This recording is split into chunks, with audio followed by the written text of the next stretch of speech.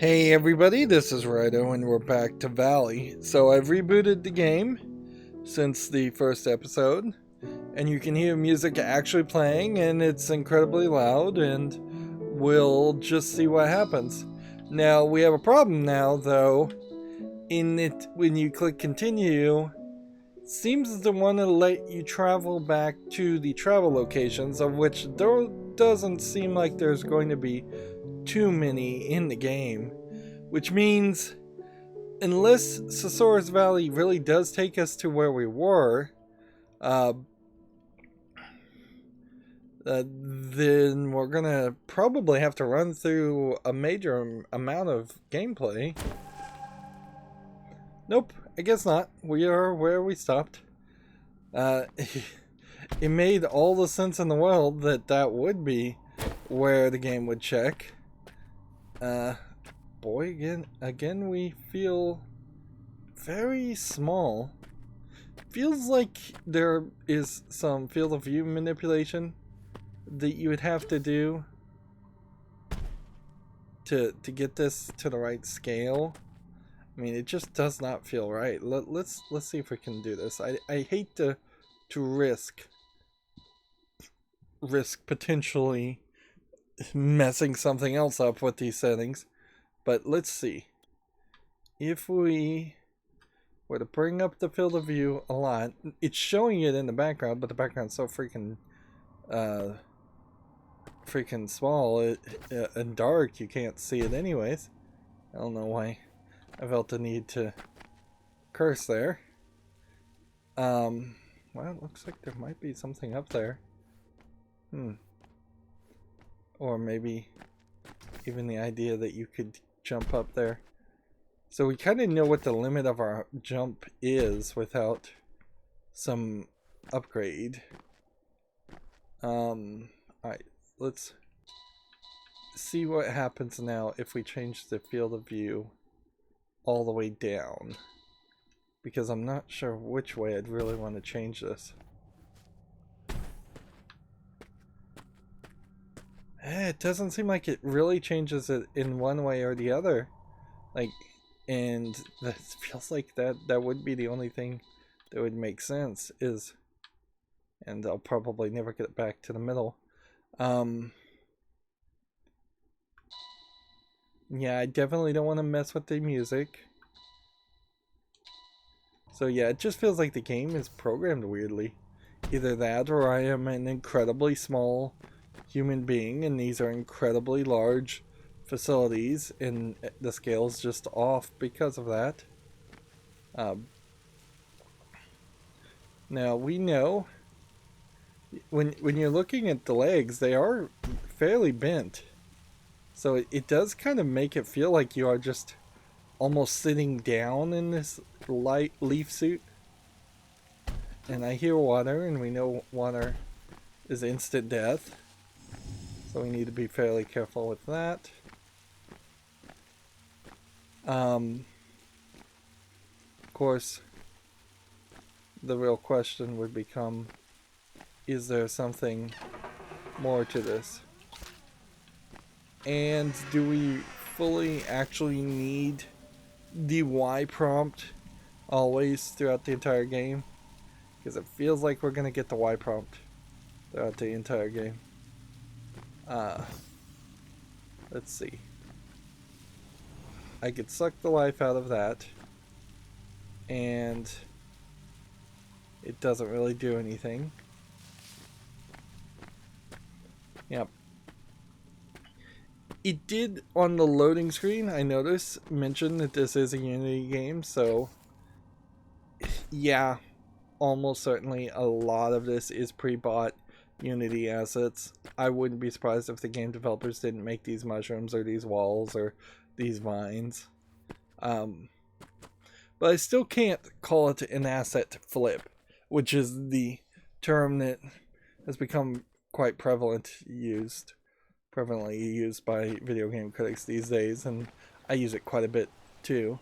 And it is used to indicate games that literally just go to the storefront of Unity or Unreal if they're making an Unreal game, although it tends not to be really worth it to make an Unreal game, and just buy a bunch of pre-bought assets, put them together, and try to sell it as a product without putting any kind of real thought or care into the story writing or the game development, without having any real interest in making anything of any quality.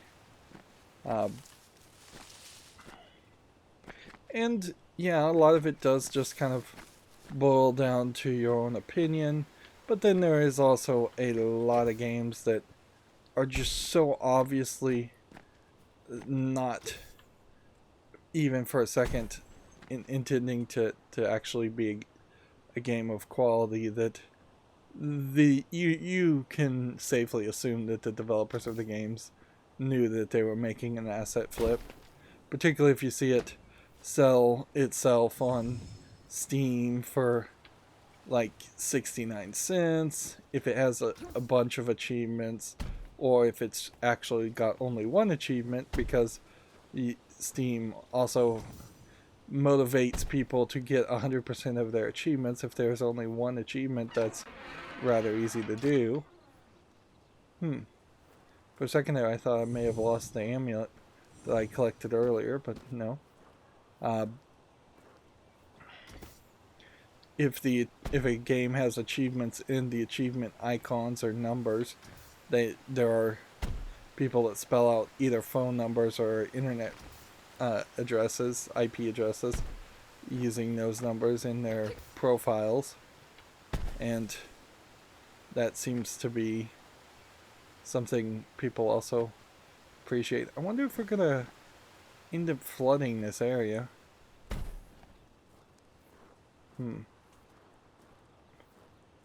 We've seen life, and we know we can take life, but we need something in this game that would run up to you and steal life. If something kind of like a different color of these wisps, or something that would attack you and take life away from you. We are kind of getting the exact same story told to us over and over again, and unless there's some secret ending where you have to find all these little creatures and suck the life out of them, then that would be the only thing I could guess as far as to why we're kind of just getting the same things over and over again. And it is, I think, fair to say that, interesting that I cannot put life into this branch. I can do it to that branch, but something's stopping that branch from being viable. Yeah, so if there was like a black goo that sucked life out of things, that might also be an interesting idea. Or a plant or anything. We need some kind of antagonist in this game. Let's see. Let's go ahead and run. And jump. And I guess this is a cutscene. And then the valley health fell down some. The Leaf Suit quantum death function allows the user to return to life after dying. So clearly they wanted that to happen.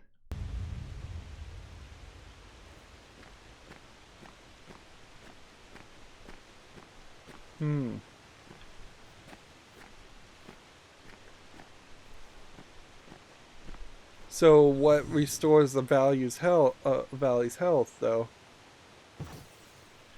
Like, what brings things back to life? Because the things around me still seem to be very much alive. And resetting a tree got me a couple of acorns, and so all of a sudden I now realize how I'm going to collect all these acorns if I do bother to try and collect all the acorns.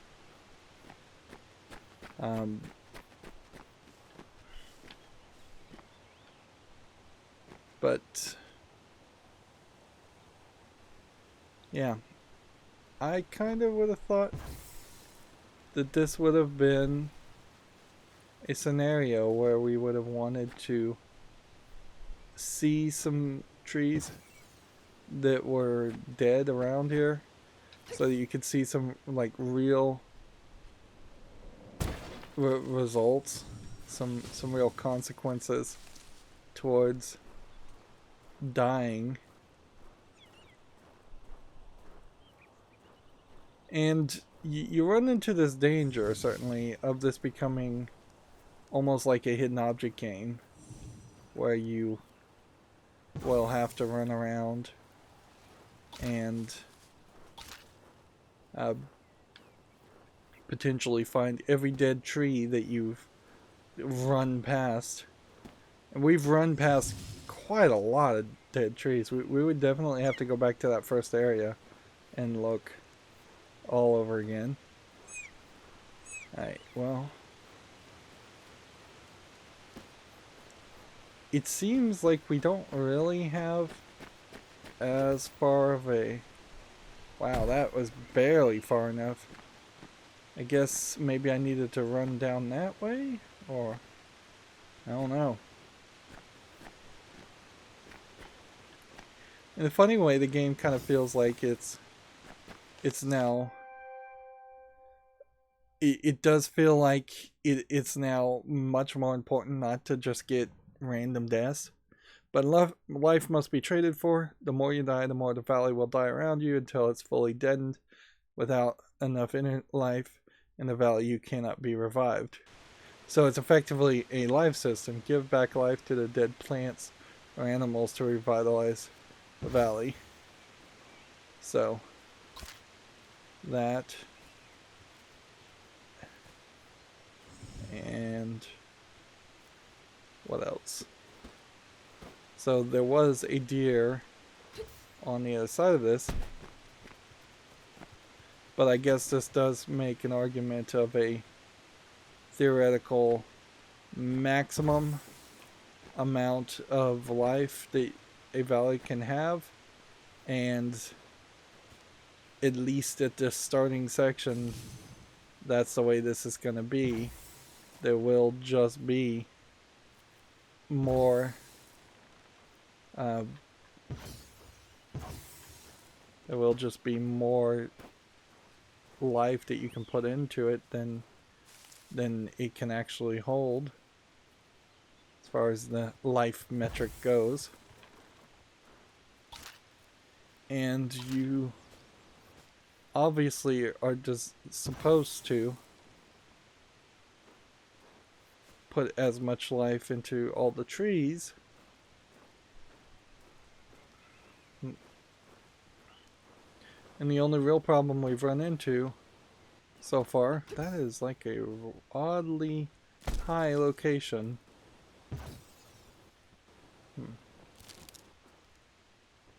Music wise, let's talk about the music. There still seems to be none. It does seem like the sound effects are changing quite a bit once we walk through this hallway.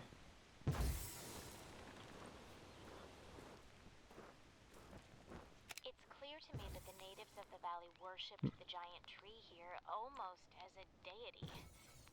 Great lengths were taken to construct obelisks around this tree, which the ancients used to help grow it.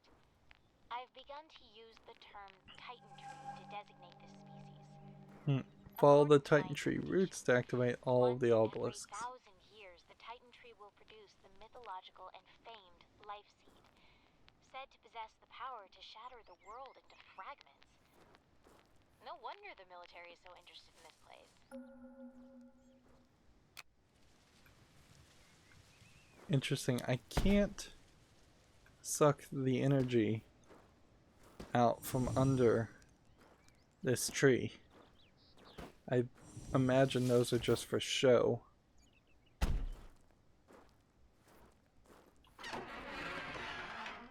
Note from Virginia Key. Sacred trees are common in mythologies around the world, typically acting as symbols of growth, decay, and resurrection. Some act as concepts, such as the world tree Yggdrasil of Norse mythology, which provided a map for the composition of the universe, acting as a link between heaven, earth, and the underworld. Although, in fairness, let me put an editor's note here. Nordic tradition would not be heaven, earth, and the underworld. It would be the underworld is hell, spelled Hel. Earth, I don't recall what it's called, and heaven is Valhalla, I believe. And there's slight differences in the meanings of what Valhalla is compared to heaven. But most recently, in Christian belief, the tree of life represents the immaculate state of humanity before its exposure to original sin, casting it, it's causing its fall. Tree of life is kind of more of a Kabbalah-esque ancient Jewish alchemy concept. The tree with the fruit of knowledge of good and evil was called the tree of good and evil, or something like that, not the tree of life. So that's wrong too.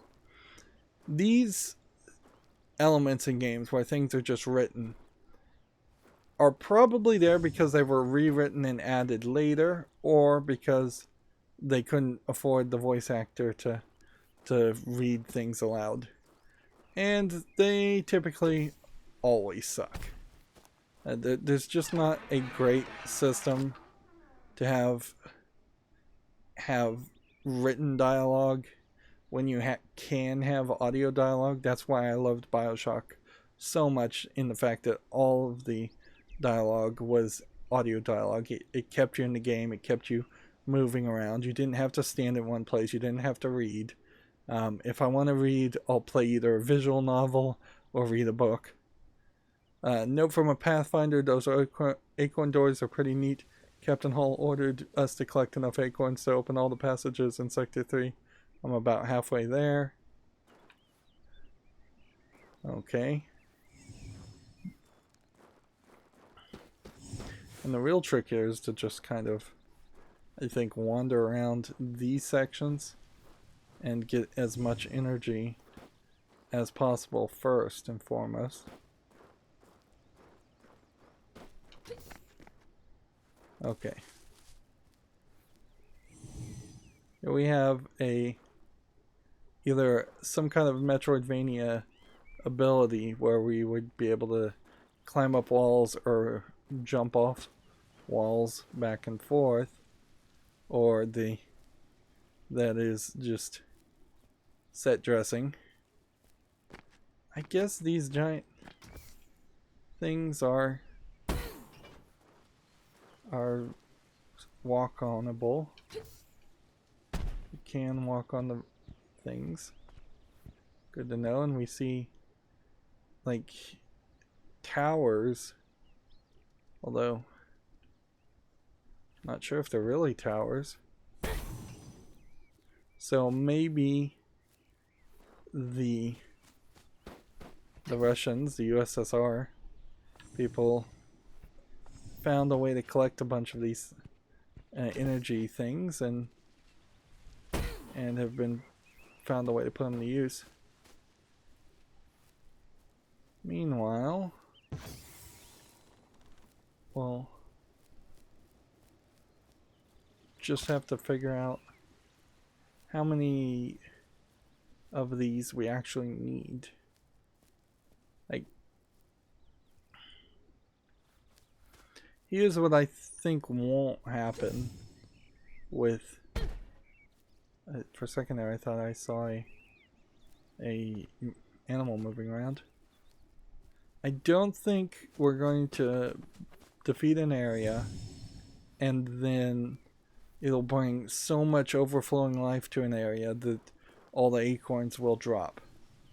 So I think we might be in a situation where either we're going to just play moderately thoroughly and still have plenty of acorns, By giving life to trees, there's a chance one or more golden acorn will drop. Thanks for telling me. I already know that. Collect and use acorns to open certain ancient doors.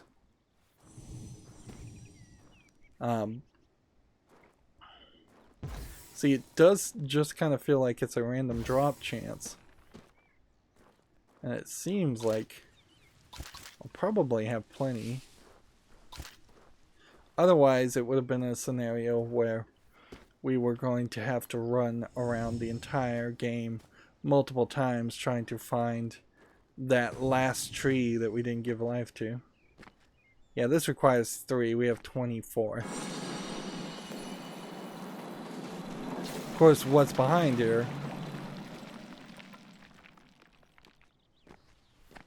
That's the next question, is did we just open a shortcut? The sprites of this valley, which I've come to call daemons, are so lively. I've done my best to study their behaviors, but without a zoologist on site, I'm mostly coming up dry. They're completely harmless, so the army tends to ignore them as they go about their research. I wonder if the world would clamor to have these daemons as pets. I'm sure my mother could use one. Better than all those feral cats in her backyard, anyways. Yeah, this seems like this is mostly just a platforming puzzle. And I think the main trick for doing these kind of jumps is going to be line up your jump well and jump relatively late. And you should be fine. A lot of these jumps also seem to give you plenty of opportunity to overshoot your jump. So if we start getting to the point where we have to land on platforms, we might be in trouble then. And yeah, I might just totally be missing something. I see something over there that looks like I could jump over there, but I don't even think I need to. So, are the acorn doors now going to just end up centering into challenge areas where you have to solve the challenge to then get a potential suit upgrade or just a potential medallion? Because it'd be fairly annoying if it turns out we just end up getting a medallion here. Let's see. 3 acorns given back to you. Note from Virginia King: my mother will tell me stories of daemons as ghostly and benevolent nature spirits. Their name seems fitting. It won't have to do until a zoologist can classify the forest spirits more appropriately. See, that line of dialogue there is very, very redundant considering how you were forced into listening to her talk and say the same thing anyways.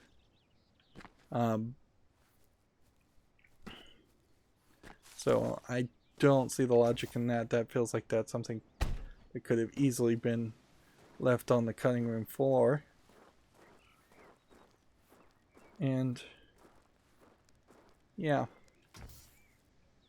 it feels like this is just a shortcut to leave. It feels like these are all just shortcuts if you want to leave, and it seems like it's fairly possible that you would accidentally fall off the edge and then have to do that whole jump puzzle a second time. And see, maybe I'm actually going to where the game wanted me to go and I didn't even realize it.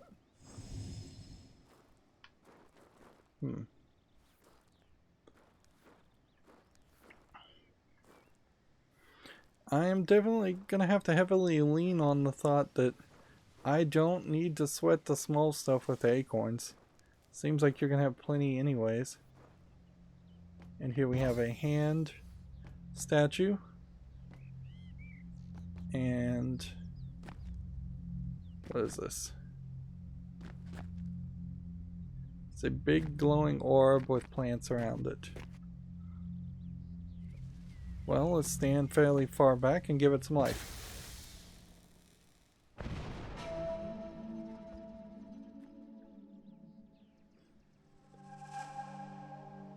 So that activated an obelisk, which seemed to activate a tree.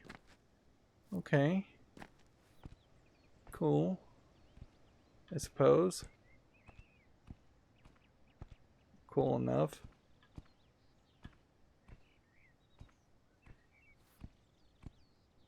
And then look at our shadow here. That is a weird looking shadow. You have to be reminded that you're still living living in your life in these leaf suits. No acorns from that. Okay. Let's take a long jump that direction. Grab some energy. Looks like we've got a tree over here we can hit.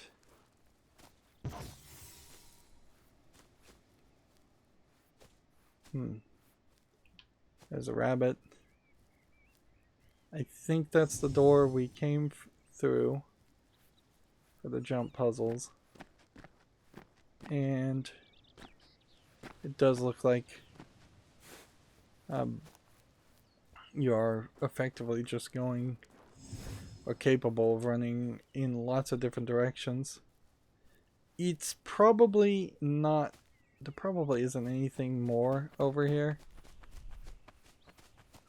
I'd also disagree with them being called daemons.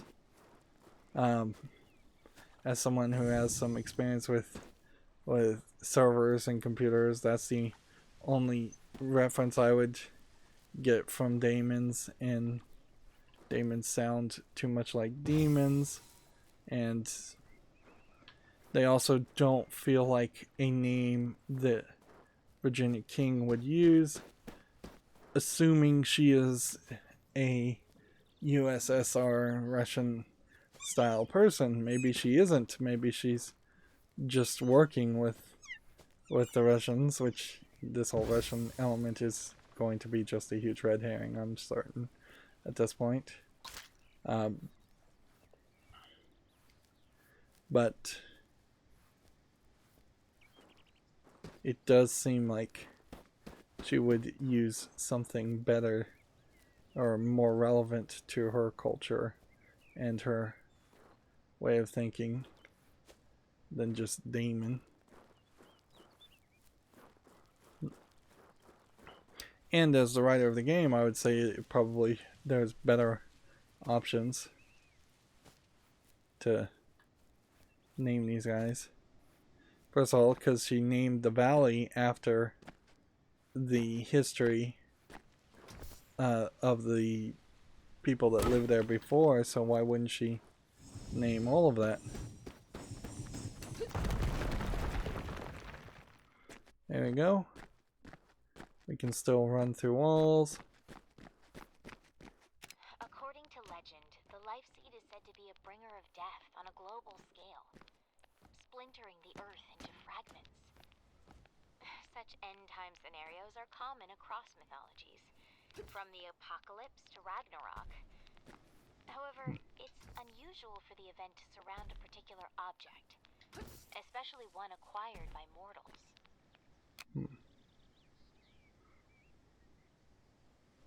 I mean, I can take the life from that, but I don't know why you take the life from it. And when you do take the life from it, because I was already at full, I then didn't gain anything, so now I'm 1 pip shorter than where I started, which that feels like that's a mistake, but I don't know how you adjust for that, really.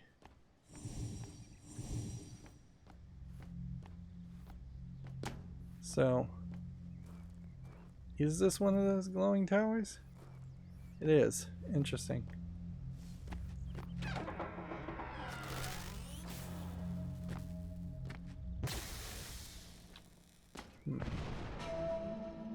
And that shut down the glowing tower, and that got the tree lit up.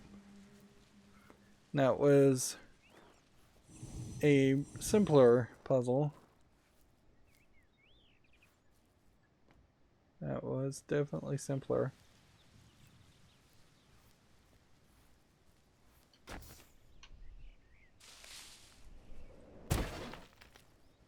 It's nice in any game to be able to have such free movement. It does very often get very annoying in games when you're stuck on the ground and you can't jump to an area you'd like to explore a little bit more. I would argue, though, that this game is fairly redundant. I don't think the shadow should be there. So, yeah, you're not really given a lot of good motivation as far as why you would want to bother with looking around and exploring. It feels like a game like this would be better if there was a altitude measurement, and that way you could focus in on how fast can you go, what is the highest distance you can reach, what's the furthest distance from point A to point B you can run. Things like that are fairly pointless, just numbers, would let players find their own fun. A relatively short while ago, I played a game called Uru from the makers of Myst, which was supposed to be this big open world MMO game, but it never really succeeded. And one of the things about that game is that it did have some fairly nice looking areas with very, very little on it to do. In all fairness, Uru is a much older game than this is, so this is a much prettier game. On the other hand, if they were to try to make Uru today, they could probably succeed way better than they did by using the Unity asset store and just buying pre-made assets. This game, I think I'll have to consistently say, is not an asset flip, but it is dangerously getting close to another style of game that is often used as a pejorative, and that is walking simulator. Even though this does have running and jumping, there's relatively little gameplay here. Now, in all fairness, this isn't just a full-on walking simulator. There is actual gameplay here, and actual interactivity, but it gets a little too close for comfort in my book. You would still kind of want more gameplay, more story. It wouldn't hurt if there was a character that actually showed up. One of the things I think they could have done fairly easily is had Virginia King or anyone really just show up and you see them and then you try to chase after them and they have a leaf suit before you do, and thus you can use that, thus they get away from you, and then you can see them popping up doing something slightly suspicious throughout the rest of the game, and you at least then have kind of an action chase sequence, so that would be something at least of interest. Or find some skeletons, kind of make a mystery of it, give us something at all. Maybe we will bring back life and we'll rewind time, and maybe things like this will turn into actual pathways. I'm I'm not sure how much work it really takes to make a game and then make a game world look like it's been aged and destroyed and like there's been hundreds of years of civilizations in it. It probably takes more work to do that than to just make a easy empty plains. They seem to have coexisted with the mysterious forest sprites. I find loose hints of Mesoamerican civilization, such as the Olmec, with their renowned colossal headstone sculptures dating back to 900 BC. Strangely, though, the Olmec civilization was much younger and located no less than 5,000 kilometers away from here. Yeah. I guess that might be some more evidence of time travel, or it might just be that there was a splinter group of survivors that from whatever civilization was here that went on to live live as the Olmec.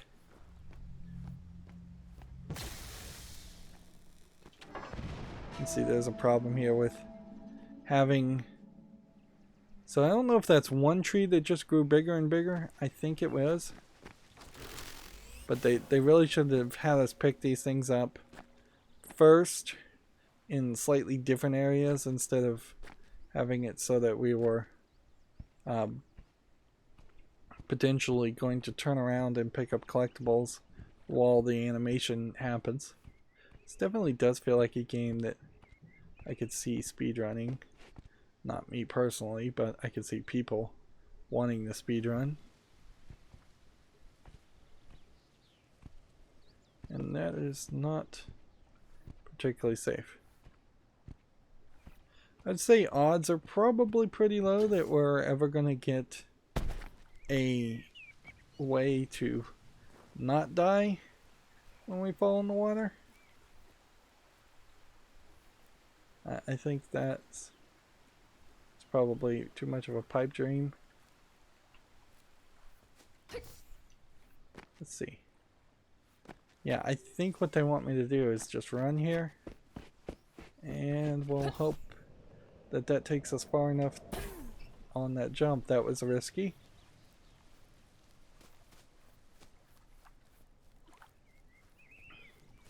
I do like the fact that they split up the mission and had us go into 3 different places. I hope that they kind of stick with that idea. That way we're not just going in extremely linear gameplay runs. But I don't like the fact that it seems like there's basically nothing going on in a lot of places. At least not yet. And there's just a lot of room here. A lot of room that even with your sped up running, which you are back to that catch-22, if you give a character the ability to run really fast, then you have to give the character a lot of empty space where they can run. This is almost certainly why there's never been a real attempt or any success at all, at least, to make a Flash video game. Like, there's just no way that would work unless you want to just tell a story and make it seem like Flash is moving and thinking faster than everyone else. But even at that doesn't really work. You basically have to steal his powers. Return and explore the Titan tree. So the tree is now big enough that we can go down its roots. And by the looks of it, I think that's what we're supposed to do. You don't really see anything else. So down we go. I don't think I was supposed to. How did this civilization take hold so far north? The land here isn't arable, yet the population that lived here was clearly sedentary in nature. This leads me to believe this place was used as a sacred ground. Are these monuments to the mythical cannibal giants of native lore? The Saiteka? So, here's a thought. Why not have the audio logs play at random because you fall to the ground, as it seemed like that just happened? I guess then it would just be kind of way too contrived.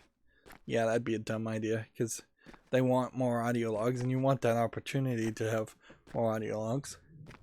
This feels like an area, once again, that is way out of scale, but it feels like an area where I wouldn't be surprised if I got jumped by a bunch of monsters.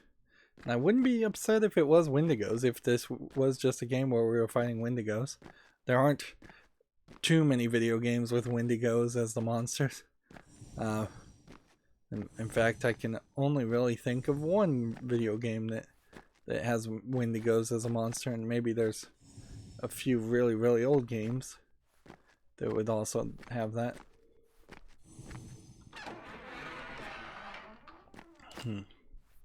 Would be nice now if we could see the medallions, where the medallions will play out.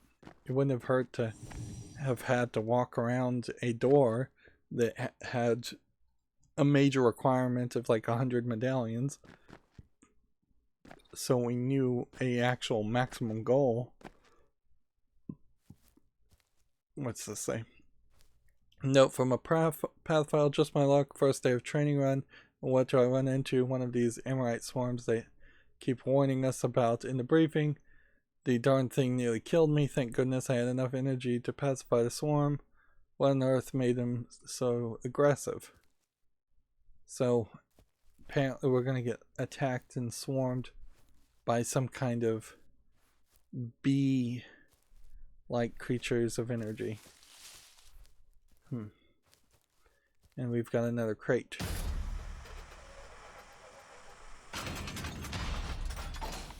So we've got a L.E.A.F upgrade. Let's take a moment to look at the shadow outline and see how much changes when we get it. Get to the higher and further areas by double jumping with the Icarus boost upgrade. Each boost costs 1 energy unit. And that added just a small bit to the unit, which I guess opens up the doorways, I think. Lead physicist, beginning Pathfinder testing on the Icarus boost upgrade. The secondary boost augmentation to the L.E.A.F suit should allow a Pathfinder to jump twice in sequence through the air, increasing the height and distance of their leap drastically. Report any defects to a commanding officer immediately. So, yeah, seems like there's probably going to be 8 or so collectibles. And oddly, I still really couldn't get high enough there without really stretching it. And take note that there was kind of a lighting that loaded in there. I don't think that's supposed to indicate that somebody just turned on a flashlight. So now you're in a kind of weird situation where you ideally need to look up a little bit more, which only hurts the game more now that considering the field of view in the low level you're at. Note from Virginia King: while pyramids are common throughout the Mesoamerica, I still couldn't believe my eyes seeing one such structure here in the valley. Thankfully, the military had the decency to build one of their grotesque facilities a few 100 meters away. Apparently, the Pathfinders are seeking a way to get in by gathering artifacts. So this does feel like you should probably get the standard main story by just playing the game and getting upgrades of what happened to the Russians. And then if you collect the medallions, you'll probably get a secondary B plot of what happened to the natives of this land. We didn't get attacked by any Amorite swarm, So we'll have to see where that's going to end up landing us. And take note that I definitely moved several feet to the left in the middle of that jump. So you do have some decent air control. Okay. Given how rarely a life seed is produced, I was so excited when I discovered there was one found in the valley. Apparently the military was just as excited as they immediately confiscated it to study at the Soma facility on the mountaintop. They won't let me anywhere near it. Soma. There's a game called Soma. Wonder if that's a reference. Must be atop the elevator. But Soma was not made by this company. So it does kind of look like there's an energy storm over there. And we still aren't hearing any music. So is this supposed to be where the life seed was? I guess. Let's see. Whatever bunch of numbers. Life seed cradle. Organic structural housing embryonic plant. That could probably be a marker. Three numbers could probably give you a latitude and longitude and elevation or attitude. And I guess we're just gonna double jump our way through here.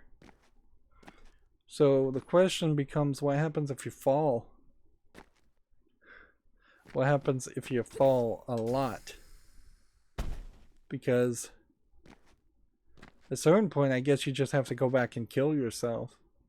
And then something somewhere would die around you. It's not like there's even any animals here, unless it spawns in a dead deer or something around you every time you die.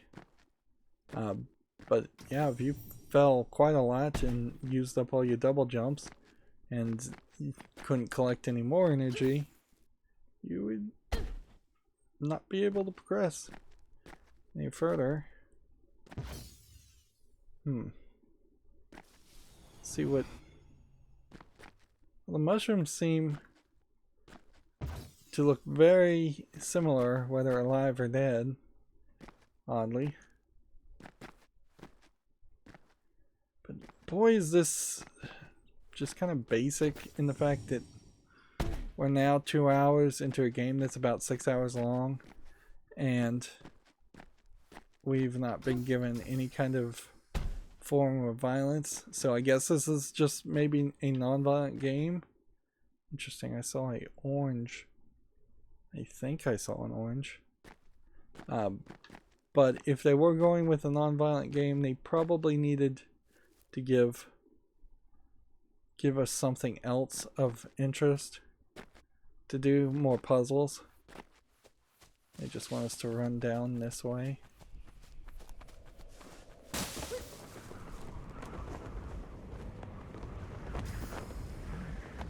All the way. Made it. Might as well.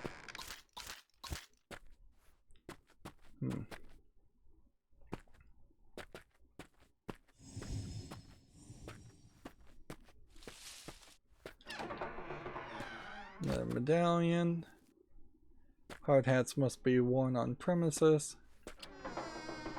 Another energy upgrade, which we could see how the energy would be useful, but no real way to walk through a door. Interesting. So is there way up here, or would I waste my energy trying?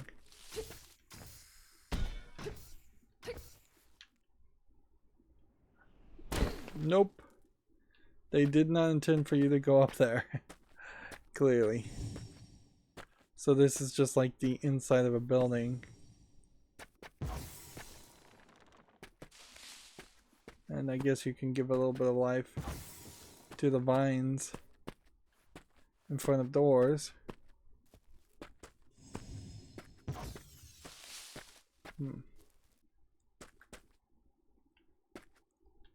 Where was that life that I was seeing? Up here?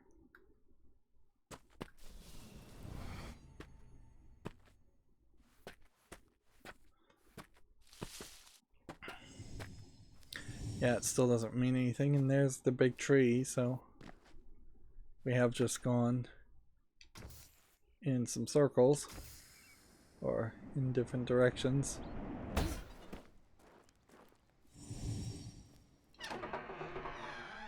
The Amorite swarms indigenous to the valley are incredibly aggressive. It's advisable to maintain a considerable distance between oneself and the swarm, otherwise it will send a wave of attack drones towards the victim. Like a bee's defense, the swarms will suicide themselves to protect the rest of the cluster. So, it is basically bees. Beware of Amorite swarms. They can be pacified with life energy. Damage from their attacks affects your energy count. Damage at 0 energy results in death.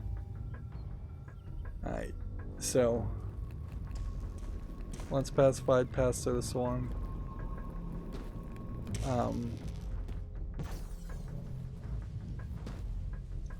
So we do have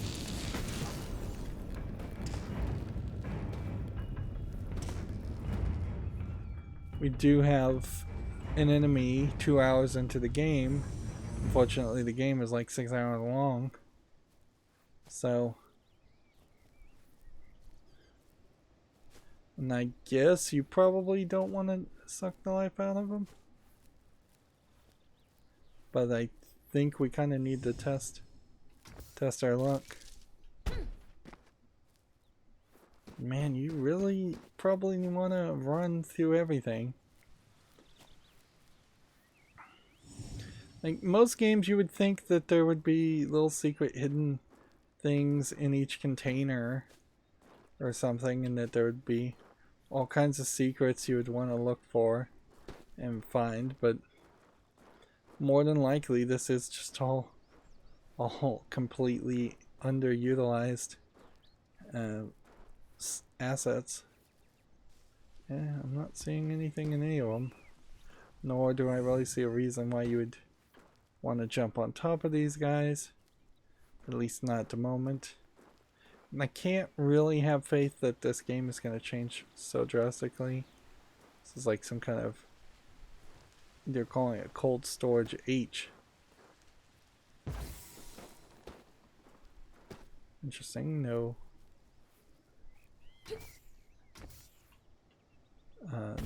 acorns from that. Thought I would have gotten some acorns. Feel like I could probably get up here and then get on a ledge.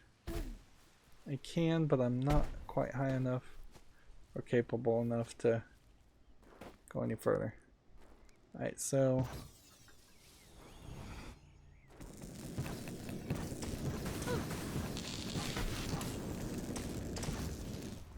okay, wow. Getting hit did a lot of damage. So we need to be careful around the Amorite storms. They are no joke. Guess it is also worth mentioning that there's no like difficulty settings in this game, so there is a small potential. I wouldn't think it would happen, but there does feel like a small potential that somebody runs into the Amorite storms and realizes the game is just too difficult for them.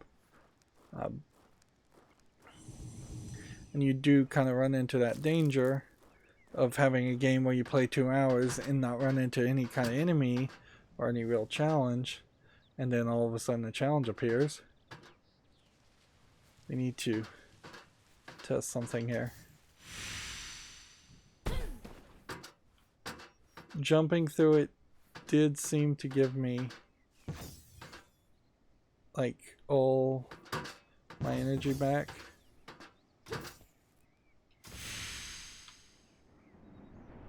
Or some of my energy back.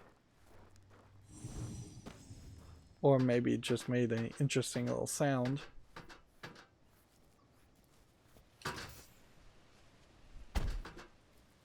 I guess. If there's one thing I could do without in this valley, it's those damn Amrita swarms that seem to infect this place. They aren't so bad when they're calm, but when they're starved of Amrita energy, they become incredibly aggressive, sending waves of drones toward intruders in suicidal attacks. They seem to be becoming angrier the longer we're here.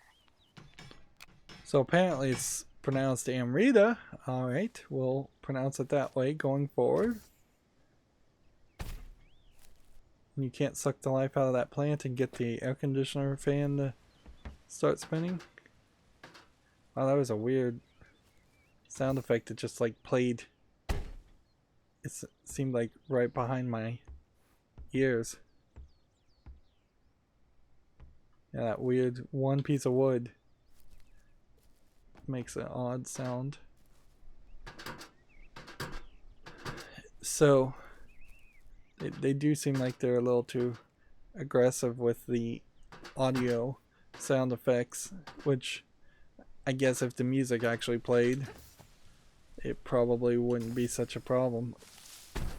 I almost messed that up. I needed to have let myself fall down a little bit more.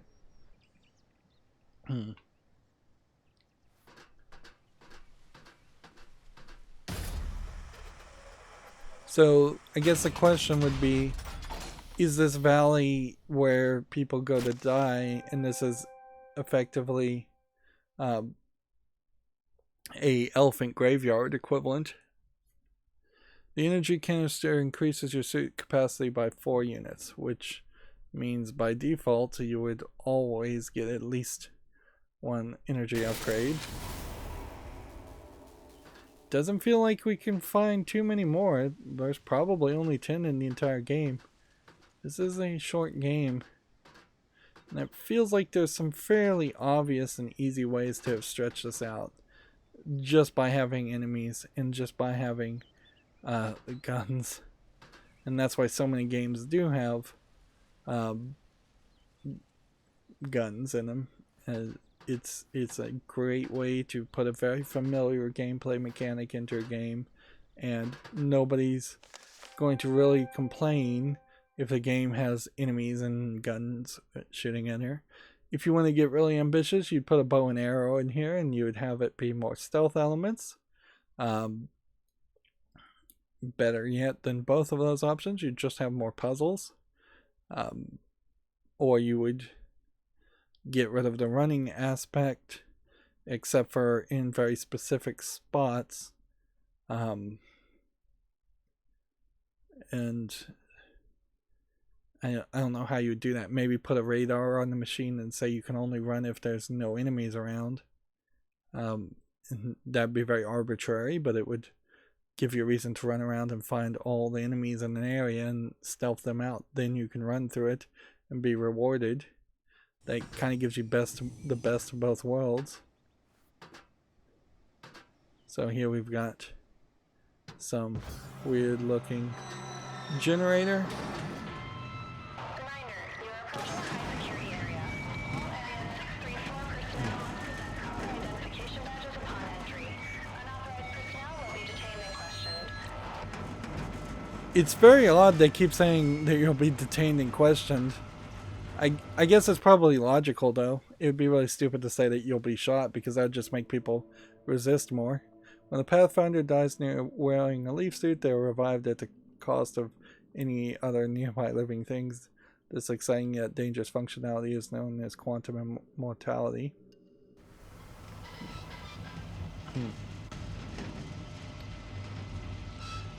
I suppose it's worth mentioning that they didn't bother to animate a female character in any of the advertisements, so I imagine the female voice was probably added after the fact, or was just a afterthought.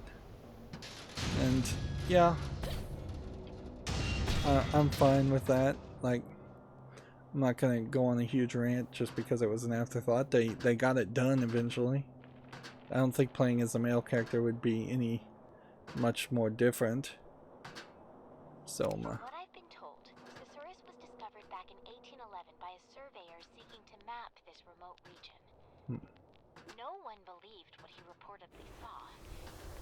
Due to the sheer remoteness of this region, his story was written off as the senile delusions of an old man, and his tale was soon forgotten. It was not until recently that the government was approached by a scientist named Andrew Fisher to use this location as an alternative energy project of some sort. How he came to discover this place is beyond me. did he know about the life seed? Question mark. What is this? Some kind of swing hook? Probably.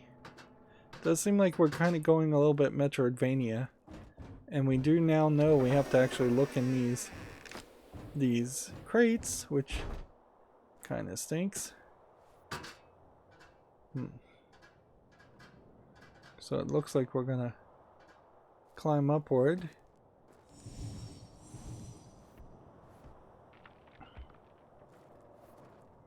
Unless we want to check out over here. We are in an area that seems fairly full of high falls.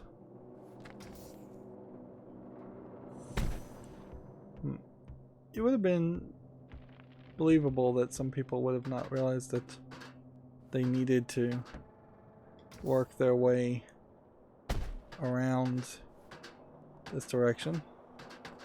And it does seem like there's probably some more to it. Because there wouldn't be energy up here for no reason.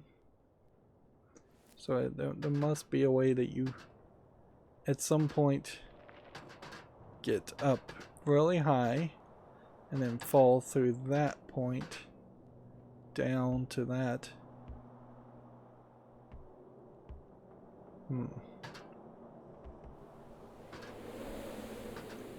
Well, I can't say I'm hating the game. I can say that there's definitely some weirdness going on with the way this game is designed. Weirdness I really can't agree with, and the fact that you're left with very little here as far as gameplay. A desire to find 3 different types of collectibles and run through a very linear story, which is so far not really telling us anything.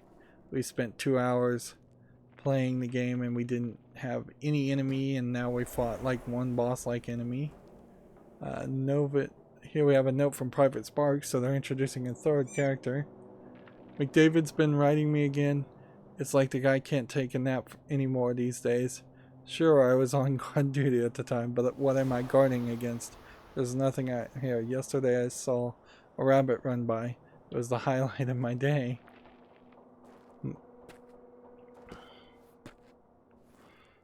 Yeah. And I guess this is supposed to be a slightly different area. It does look a little bit more reddish in its hue. And maybe time has moved forward a little bit. And now it's dusk. But at its core, you have some pre-bought trees from the Unity store. You've got pre-bought walls, textures from the Unity store. I'm not sure these creatures aren't pre-bought. Pre-bought mechanical metal constructions, pre-bought canisters, pre-bought grass, pre-bought rocks. I assume almost everything we're looking at is pre-bought. I don't know if it is, but that's what it feels like. And the part that couldn't have been pre-bought, which would have been the general concept of the gameplay and the general story, well, that just feels about as empty as the world does, and about as empty as the story does. And it does seem to me like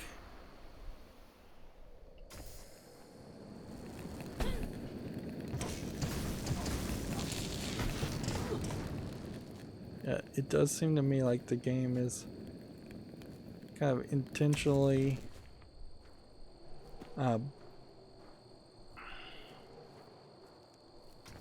just wasting your time. Well, yeah, it feels like there should be a second game here, that this is half a game. And for as little as here, often I'll make the criticism that a lot of games feel like they had a producer and a publisher, and the publisher, the publisher, not the producer, told them and negotiated with them that they had to have, say, 100 collectibles, things that are real numbers that you can put in a contract. 100 collectibles, 5 different areas, 5 hours worth of game. Often you'll find games feel like they're stretched out to reach 5 hours, 20 hours, 50 hours, 60 hours of gameplay. But I suspect in this case, there might not have actually been a publisher. This might have just been an indie game developer who just kind of emulated those concepts. There are collectibles in this game because that's what you do. There's energy that is limiting your ability to move because that's what you do. There's a life system as far as the energy in the valley because that's what you do. We are fairly linear, and if you can make out the background here, it does seem like Wendigo Lake is very much in the lower right hand corner of a continent, and we are just moving further and further to the northeast section, and at some point there's like a continent to the right that I think we will transfer over to, and there could be 3, maybe 4, maybe 5 more locations, and that's about it. And it would be fairly hard to even put in shortcuts into the system when it feels like you could just fast travel from the main menu. So I don't understand that either until we get some kind of ability that opens up some of these metal doors that we've seen around. So it does feel like there could have been just a lot more game here than what we're actually going to get. But at the core of it, they may have very well made the right decision by not making more game if the core game is just kind of not thought through enough. When you compare this to Mirror's Edge, there's like abilities to jump over fences, slide under things, run alongside a wall, kick off a wall to jump backwards and gain height. There's at least half a dozen unique parkour moves that you do in that game, and they spend a lot of time, it feels like, to get Mirror's Edge to work and look right. Whereas this game doesn't really give you anything so far other than a very standard double jump, a very long jump, and the ability to run, which are pretty basic things.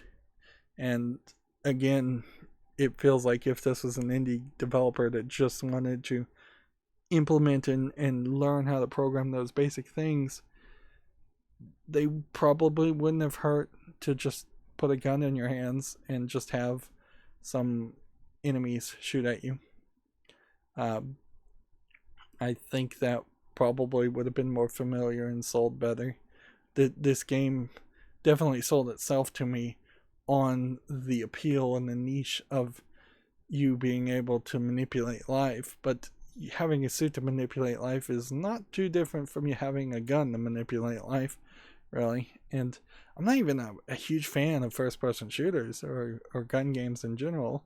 You end up playing a lot if you play video games regardless, but yeah, I would have much preferred somebody like, well, I can't really say EA, or maybe Ubisoft, maybe CD Projekt Red.